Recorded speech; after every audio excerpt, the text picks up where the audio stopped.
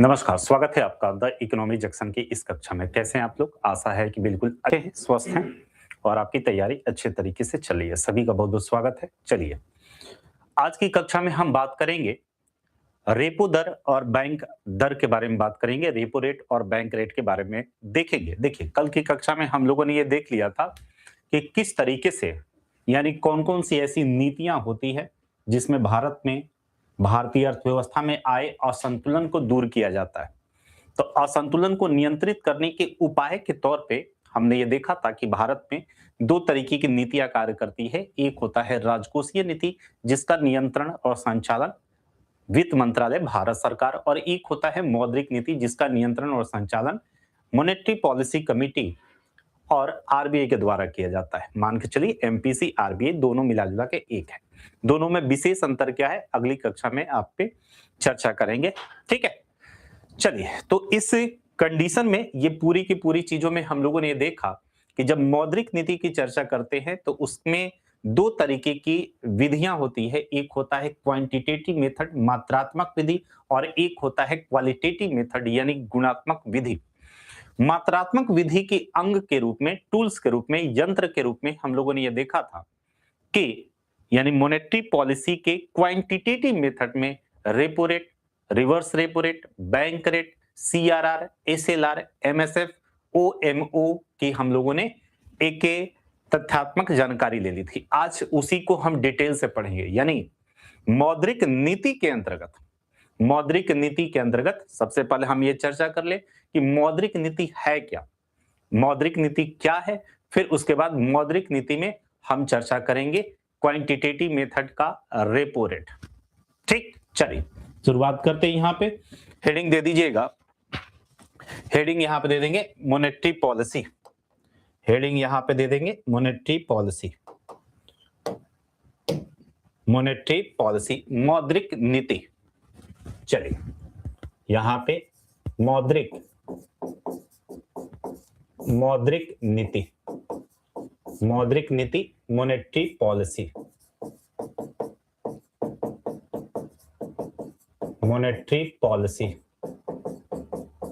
क्या होता है, इसके बारे में हम क्या करेंगे, चर्चा करेंगे। इसके बारे में हम चर्चा करेंगे। देखिए, एक सामान्य सी जब हम चर्चा करते हैं ना इसके बारे में, मौद्रिक नीति क्या है, नाम में क्या जुड़ा हुआ है। यहां पे देखिए मनी है ना, यहां पे जुड़ा हुआ है मनी, मनी यानी मुद्रा, मुद्रा यानी अगर एक लाइन में सामान्य भाषा में किताबी परिभाषाओं को साइड में रखिए और एकदम सामान्य भाषा में मौद्रिक नीति का मतलब मुद्रा से संबंधित नीति को मौद्रिक नीति कहते हैं। मुद्रा से संबंधित नीति को मौद्रिक नीति कहते हैं। एकदम यही सिंपल परिभाषा लिखिए। तो यहाँ पे इसका यहाँ पे क्या है, मौद्रिक का मतलब यहाँ पे आपका मुद्रा जुड़ा हुआ है। ठीक, तो इसकी सिंपल सी परिभाषा क्या हो जाएगी, सिंपल सी परिभाषा हो जाएगी मुद्रा से संबंधित, मुद्रा से संबंधित, मुद्रा से संबंधित, मुद्रा से संबंधित नीति को, नीति को मौद्रिक नीति कहते हैं, मौद्रिक नीति कहते हैं, मौद्रिक नीति कहते हैं। ठीक है, हाँ जी। मौद्रिक नीति का, मौद्रिक नीति का, मौद्रिक नीति का, मौद्रिक नीति का नियंत्रण, नियंत्रण या संचालन, नियंत्रण या संचालन, नियंत्रण या संचालन,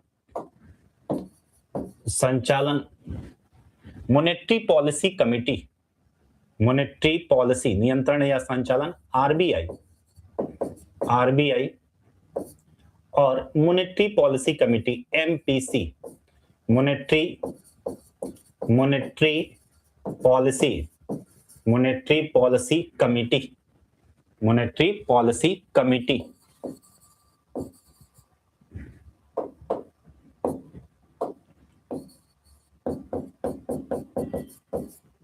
के द्वारा, के द्वारा किया जाता है, के द्वारा किया जाता है, के द्वारा किया जाता है। ठीक है, उद्देश्य क्या होता है? उद्देश्य क्या होता है इसके पीछे? उद्देश्य क्या होता है?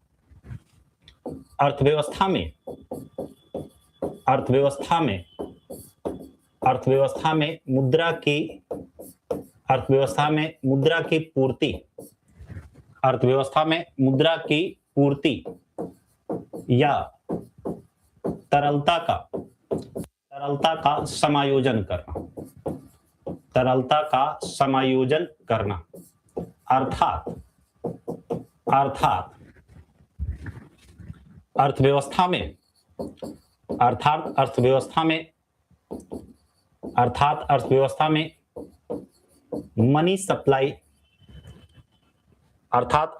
में मनी सप्लाई को पर्याप्त मात्रा में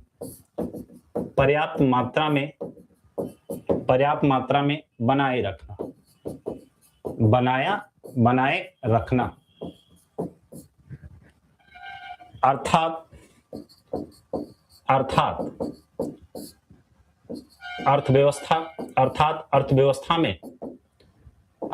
अर्थव्यवस्था संतुलन में रहे, अर्थव्यवस्था संतुलन यानी बैलेंस, अर्थात अर्थव्यवस्था संतुलन में रहे। यह जरूरी है कि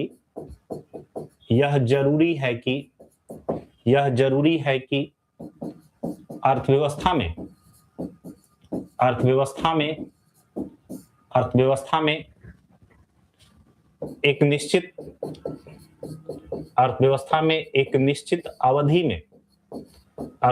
में एक निश्चित अवधि में जितनी वस्तु तथा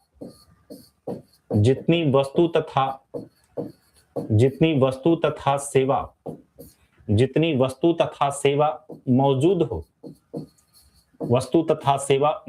हो उसे खरीदने के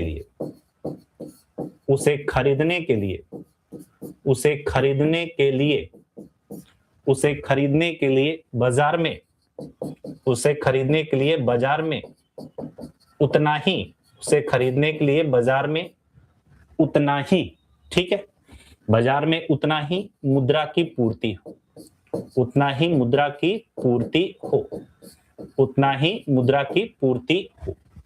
ठीक है।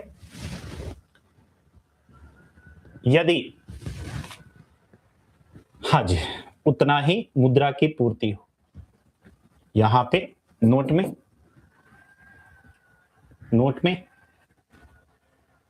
यहां पे आप नोट में यहां पे लिख लेंगे,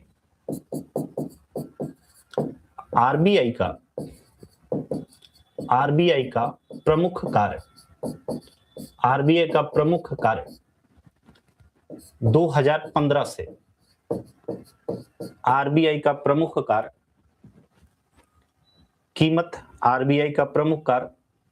अर्थव्यवस्था में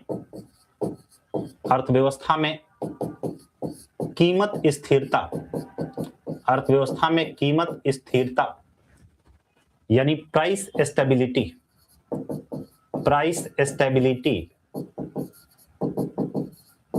कीमत स्थिरता बनाए रखना है।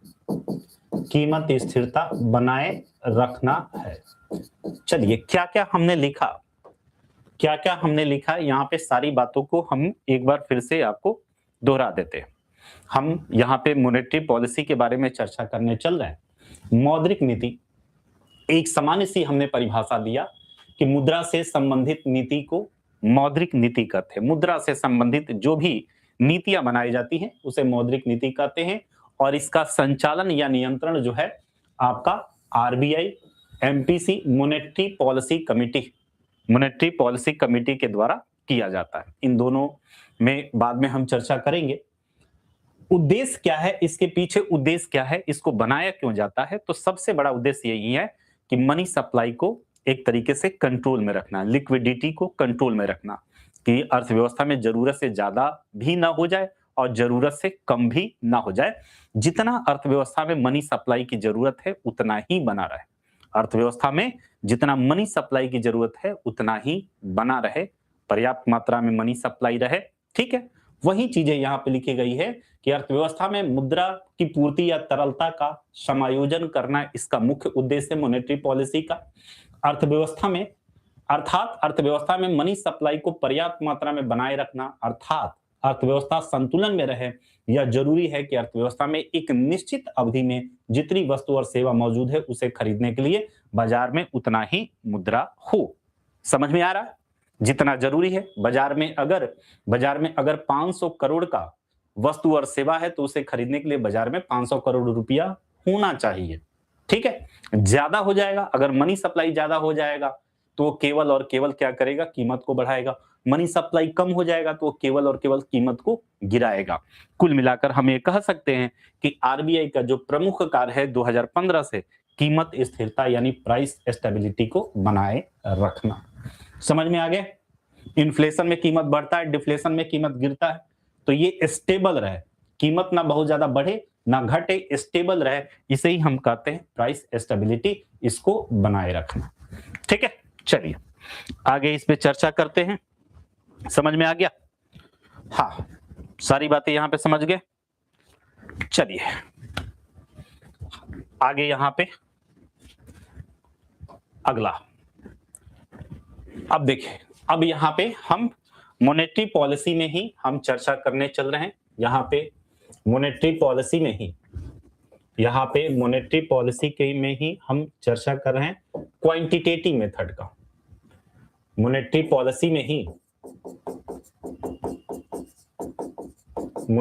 पॉलिसी ठीक है, इसी में हम चर्चा कर रहे हैं किस चीज का, हम चर्चा कर रहे हैं क्वांटिटेटिव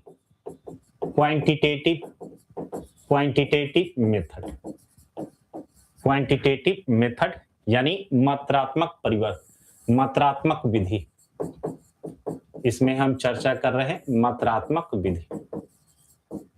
ठीक है, मात्रात्मक विधि का मतलब यह हुआ कि मुद्रा की पूर्ति में कमी या ज्यादा करना। मात्रात्मक विधि में किस चीज की हम चर्चा करेंगे? यहाँ पे मात्रात्मक विधि में मनी सप्लाई को कम करना या ज्यादा करना, इसी का हम क्या करेंगे? इसी का हम अध्ययन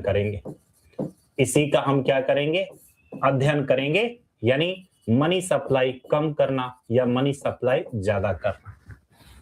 चलिए, तो मॉनेटरी पॉलिसी के क्वांटिटेटिव मेथड में हम यहाँ पे चर्चा करेंगे दो मेथड, दो की हमें एक चर्चा करेंगे। एक तरफ हेडिंग डाल दीजिएगा रेपो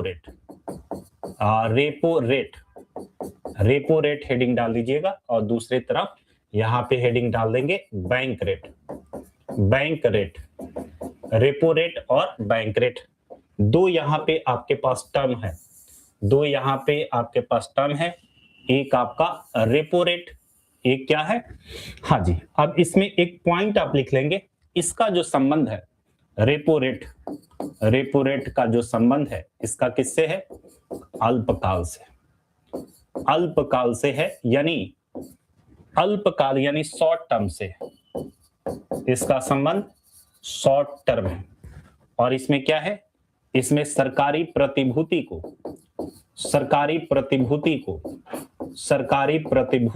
यानी गवर्नमेंट सिक्योरिटीज, सरकारी प्रतिभूति को आरबीआई के पास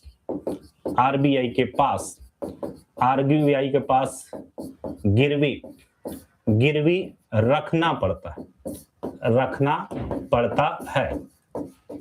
हाँ जी, इसके अगर हम बात करें, इसके संबंध की बात करें बैंक रेट, तो बस इसका जो संबंध है, इसका संबंध जो है दीर्घकाल से, इसका संबंध दीर्घकाल यानी लॉन्ग टर्म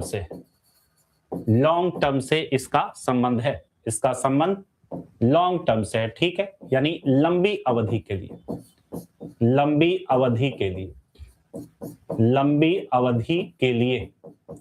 ठीक है, ये क्या है आपका? ये आपका छोटी अवधि, इसका संबंध जो है छोटी अवधि से है। ठीक है, दूसरा, इसमें किसी भी प्रकार का इसमें किसी भी प्रकार का इसमें किसी भी प्रकार का गिरवी नहीं रखा जाता है, गिरवी नहीं रखा जाता है, गिरवी नहीं रखा जाता है। इसीलिए इसको हम क्या कहते हैं, इसीलिए हम इसको रीपर्चेज कहते हैं, रीपर्चेज, रीपर्चेज, रीपर्चेज यानी पुनर्क्रय, यानी पुनर्क्रय। अब आइए, अब आपको यहां पे दोनों के बारे में अच्छे तरीके से आपको समझाते हैं, दोनों के बारे में यहां पे अच्छे तरीके से आपको समझाते हैं। देखिए, मॉनेटरी पॉलिसी क्या होता है? मुद्रा से संबंधित नीति को ही मौद्रिक नीति कहते हैं, जिसका मेन उद्देश्य अर्थव्यवस्था में कीमत स्थिरता को बनाए रखना है, मुद्रा की पूर्ति पर्याप्त मात्रा में अर्थव्यवस्था में बने रहे, ये समायोजन करना है, नियंत्रण करना है। ठीक है, अब यहां पे हम क्वांटिटेटिव मेथड में ये दोनों क्या है, ये दोनों आरबीआई के टूल्स है। ये क्या है? ये सब आरबीआई के टूल्स, ये सब क्या है? आरबीआई के टूल्स है। ठीक है, आरबीआई के टूल्स है, ये भी आपका आरबीआई का टूल्स है और ये भी क्या है? आपका आरबीआई का टूल्स है। तो जिस दर पर हमारे देश का केंद्रीय बैंक आरबीआई वाणिज्यिक बैंकों को अल्पकाल के लिए उधार देता है, उस दर को रेपो दर कहते हैं। समझ में आया? जिस दर पर हमारे देश का केंद्रीय bank reserve bank of India वाणिज्यिक बैंकों को उधार देता है, उस दर को हम क्या कहते हैं? रेपो रेट कहते हैं। और यह उधारी की दर अल्पकालिक होती है। ये उधारी की दर क्या होती है? अल्पकालिक होती है। ठीक है, ये क्या है? Bank rate. जिस दर पर हमारे देश का केंद्रीय बैंक यानी रिजर्व बैंक ऑफ इंडिया वाणिज्यिक बैंकों को दीर्घकाल के लिए, लंबी अवधि के लिए ऋण देता है, उस दर को हम क्या कहते हैं?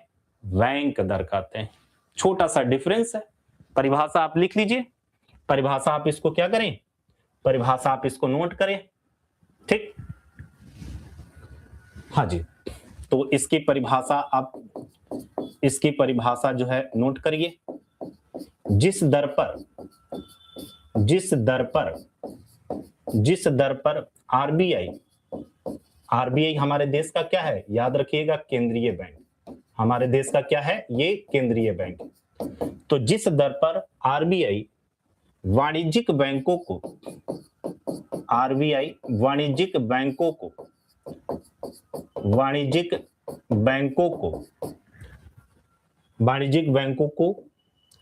अल्पकाल के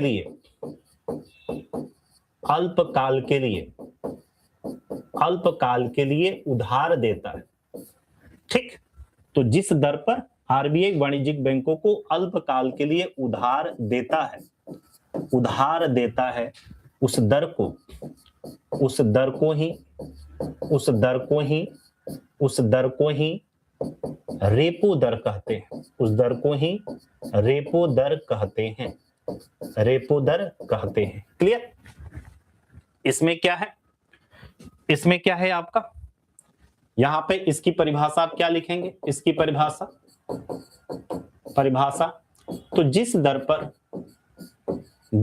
पर आरबीआई वाणिज्यिक बैंकों को, जिस दर पर आरबीआई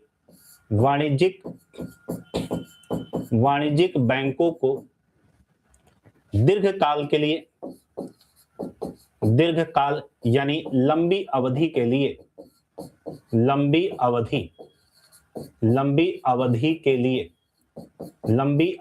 लिए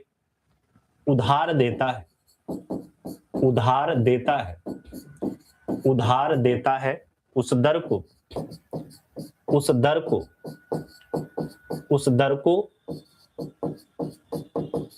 बैंक दर, उस दर को बैंक दर कहते हैं, उस दर को बैंक दर कहते हैं।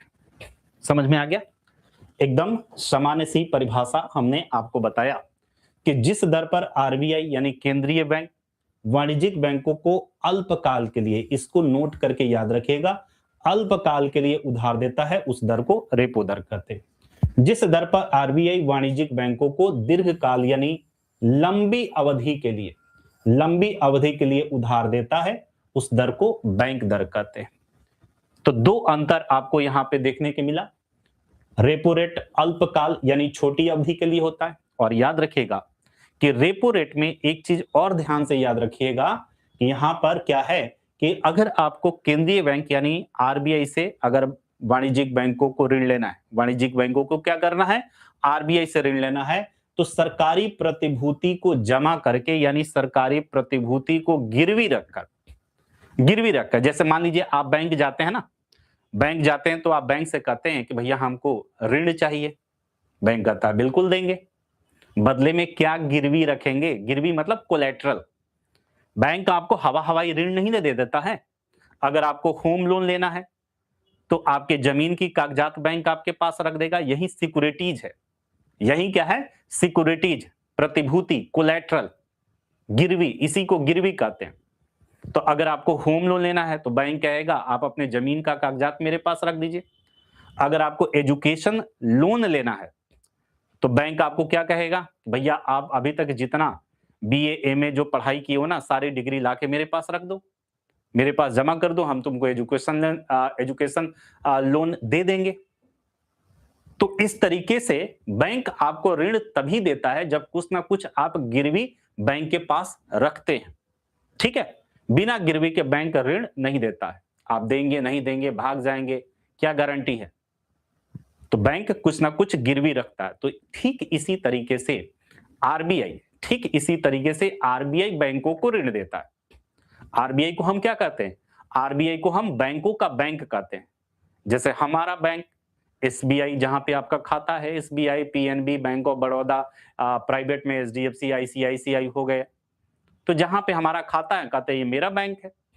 तो बैंकों का बैंक कौन है, बैंकों का bank reserve bank of India है। तो हमें पैसे की जरूरत पड़ती है तो हम बैंक के पास जाते हैं, बैंकों को पैसे की जरूरत पड़ती है तो वो रिजर्व बैंक ऑफ इंडिया के पास जाता है।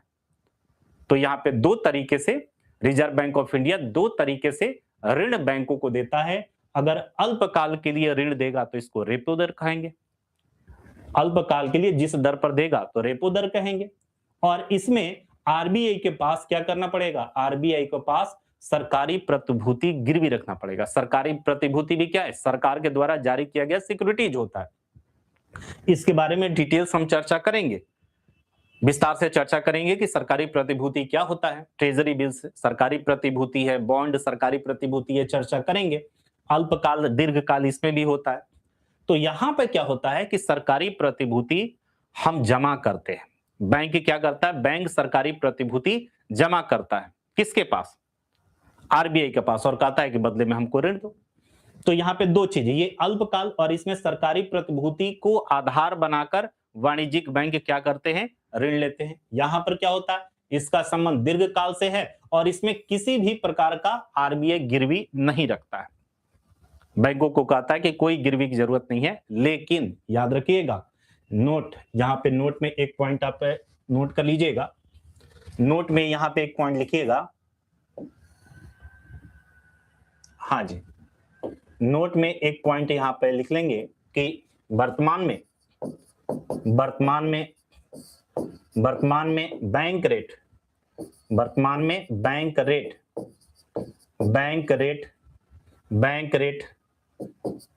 रेपो रेट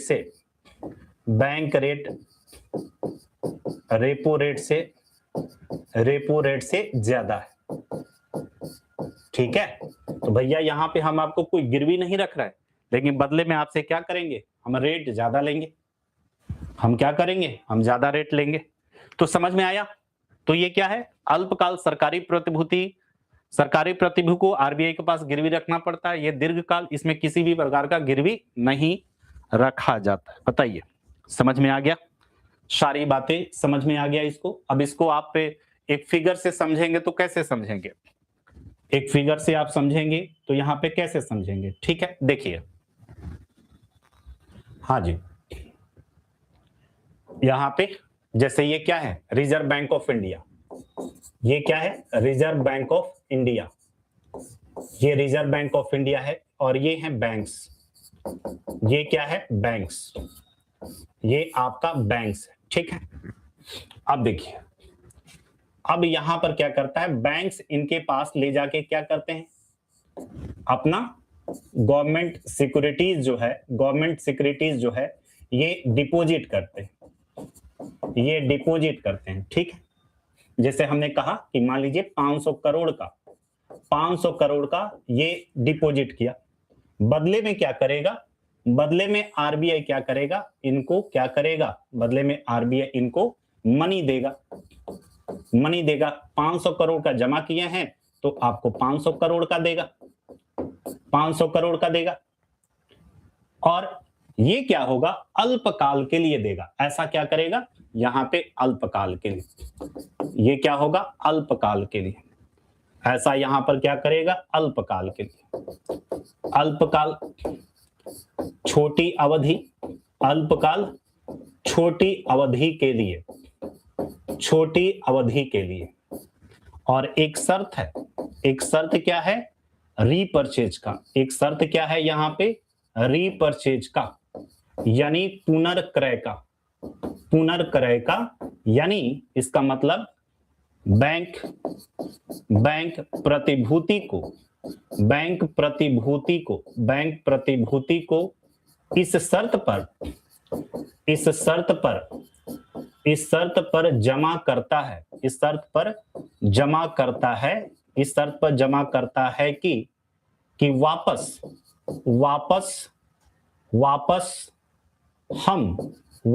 हम मतलब बैंक, वापस हम यानी आपसे यानी आरबीआई से खरीद लेंगे, आरबीआई से खरीद लेंगे। इसलिए इसको हम कहते हैं रीपर्चेज रेट भी कहते हैं, पुनर्क्रय की दर भी कहते हैं। अब देखिए, अब बैंक को यहां पे जब डायरेक्ट, बैंक को यहां पर क्या मिल जाए, आरबीआई से बैंक को यहां पर क्या मिल जाए, डायरेक्ट यहां पे लोन मिल जाए, डायरेक्ट लोन मिल जाए, ठीक है। यानी प्रत्यक्ष, अगर प्रत्यक्ष उधार मिल जाए, यहां पे प्रत्यक्ष उधार, कोई गिरवी की जरूरत नहीं, यहां पे क्या, कोई गिरवी रखने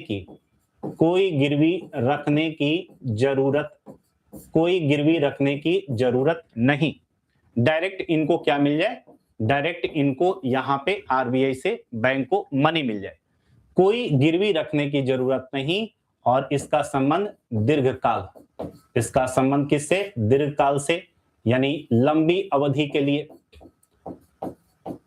लंबी अवधि के लिए।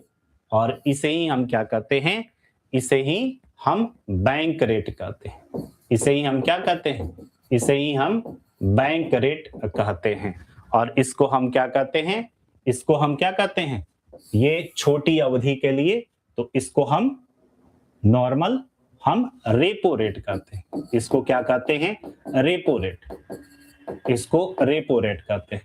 तो अल्पकाल छोटी अवधि के लिए बैंक प्रतिभूति को आरबीआई के पास इस शर्त पर जमा करता है कि वापस हम यानी बैंक आपसे यानी आरबीआई से क्या करेंगे, खरीद लेंगे। यानी जो हमने आपको ये जमा किया है ना, ये हमने 500 करोड़ का गवर्नमेंट सिक्योरिटीज आपके पास जमा किया है, और बदले में आप हमको 500 करोड़ रुपया दिए हैं, और जिस दर पर दिए हैं उसको रेपो रेट कहा जाता है। तो हम ये वापस आपसे छुड़ा लेंगे, यानी ये वापस आपको पैसा देके और अपना गवर्नमेंट सिक्योरिटीज ले लेंगे, ठीक है। यहां पर क्या है कि आरबीआई से जब पैसा बैंकों को डायरेक्ट मिले और लंबी अवधि के मिले, दीर्घकाल के लिए मिले, तो इसको हम कहते हैं बैंक रेट। यानी यहां पे बैंकों को जब आरबीआई के पास किसी भी प्रकार का कोई यहां पे गिरवी रखने की जरूरत नहीं है, तो ये क्या है आपका, ये आपका कहलाता है बैंक रेट, ये कहलाता है बैंक रेट। समझ में आ गया, बताएंगे। हाँ जी, क्लियर है, एकदम आसान है, एकदम समान है, क्लियर है, याद रखिएगा। और इसी तरीके का रिलेशन होता है हमारा, जो है ना, आप कहिएगा कि हमें डायरेक्ट जो है, हमें डायरेक्ट पैसा किससे मिल जाए, हमें डायरेक्ट पैसा मिल जाए आरबीआई से, तो आरबीआई से हमें डायरेक्ट पैसा नहीं मिलेगा। आरबीआई का संबंध बैंक से होता है और बैंक का संबंध हमसे होता है, यानी एक चेन चलता है, इस तरीके का एक चेन चलता है, ठीक है, इस तरीके से। जैसे ये है आरबीआई, तो आरबीआई किसको पैसा देगा, आरबीआई देगा बैंक्स को, आरबीआई किसको देगा, बैंक्स को पैसा देगा। और बैंक्स कहां पैसा देता है, बैंक्स पैसा देता है मार्केट में, बैंक्स देता है पैसा मार्केट में, ठीक है, मार्केट में, मार्केट में, मार्केट में। तो इस तरीके से मनी सप्लाई होता है, इस तरीके से ये मनी का फ्लो इस तरीके से होता है। आरबीआई ने बैंक को पैसा दिया, आरबीआई ने बैंक को पैसा दिया, बैंक ने मार्केट में पैसा दिया, मार्केट में हम ही लोग हैं, तो हमारा डायरेक्ट यहां पे कोई रिलेशन नहीं होता है, हमारा संबंध इनसे होता है। यहां पर क्या होता है, मार्केट में मतलब क्या, मार्केट मतलब लोग, मार्केट का मतलब यहां पे लोग, हर प्रकार के लोग जो हैं, तो मार्केट यहां से और यहां से यहां से, तो ये मनी आता भी है और मनी जाता भी है, याद रखिएगा। मनी जो है ना आरबीआई से बैंक के पास, बैंक से मार्केट पास आता भी है और ये जाता भी है, और ये क्या होता है, जाता भी है। तो दोनों काम होता है, इसको हम आगे जो है चर्चा करेंगे, आगे हम इसको क्या करेंगे, चर्चा करेंगे। चलिए, तो आज की कक्षा में हम लोगों ने क्या देखा, आज की कक्षा में हम लोगों ने यहाँ पे क्या देखा, मौद्रिक नीति क्या होता है, मुद्रा से संबंधित नीति, इसका नियंत्रण संचालन आरबीआई एमपीसी के द्वारा, ठीक है। 2015 से आरबीआई का मुख्य कार्य क्या है, कीमत स्थिरता बनाए रखना, अर्थव्यवस्था में तरलता को बना के रखना, मनी सप्लाई को जितना जरूरत है अर्थव्यवस्था में उतना बनाए रखना ही मौद्रिक नीति का उद्देश्य है।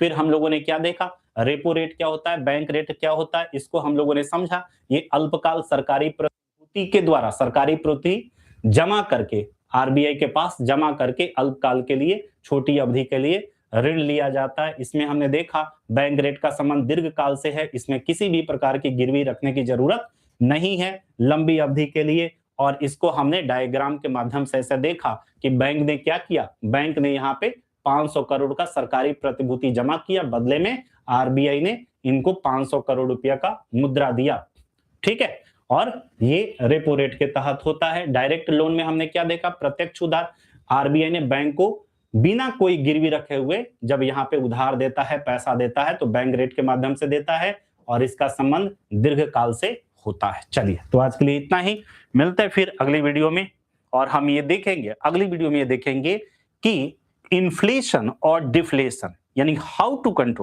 Control inflation and deflation by repo rate and bank rate. Bank rate और रेपो रेट के द्वारा किस तरीके से मुद्रास्फीति का नियंत्रण होता है, किस तरीके से मुद्रा संकुचन और मंदी का नियंत्रण होता है, ये अगली टॉपिक में देखेंगे, ठीक है। चलिए, धन्यवाद।